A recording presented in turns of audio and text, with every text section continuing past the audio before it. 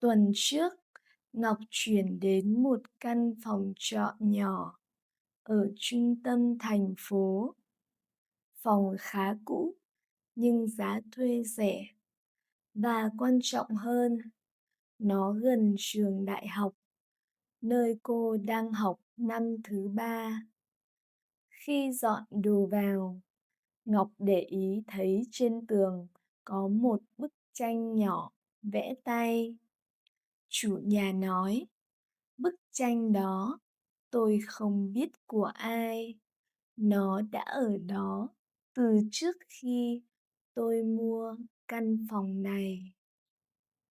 Bức tranh vẽ một con đường nhỏ dẫn vào khu chợ. Hai bên có hàng cây xanh và những người bán hàng. Nét vẽ rất đẹp nhưng cũng rất quen thuộc.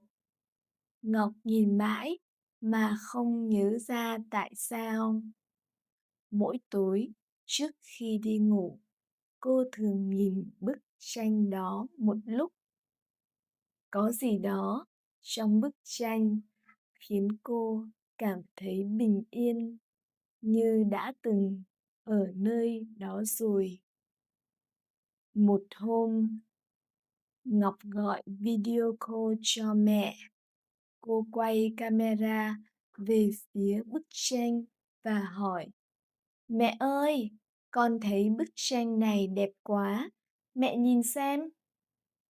Đầu dây bên kia im lặng một lúc dài, rồi mẹ cô hỏi, con đang ở đâu vậy?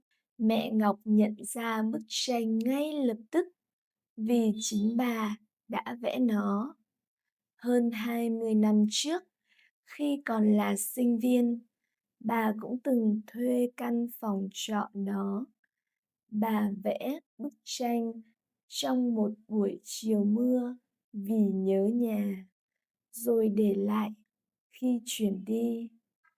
Bà không bao giờ nghĩ rằng 20 năm sau, chính con gái mình sẽ ngủ dưới bức tranh đó. Ngọc nhìn lại bức tranh. Giờ cô hiểu tại sao nó lại quen thuộc đến vậy. Cô đã thấy nét vẽ đó trong những tấm thiệp sinh nhật mẹ vẫn tự làm cho cô mỗi năm. Đêm hôm đó, Ngọc không tháo bức tranh xuống.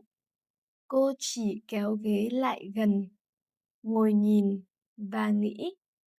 Có những sợi dây vô hình kết nối người này với người kia qua cả thời gian và khoảng cách, mà đôi khi chúng ta chỉ tình cờ nhận ra.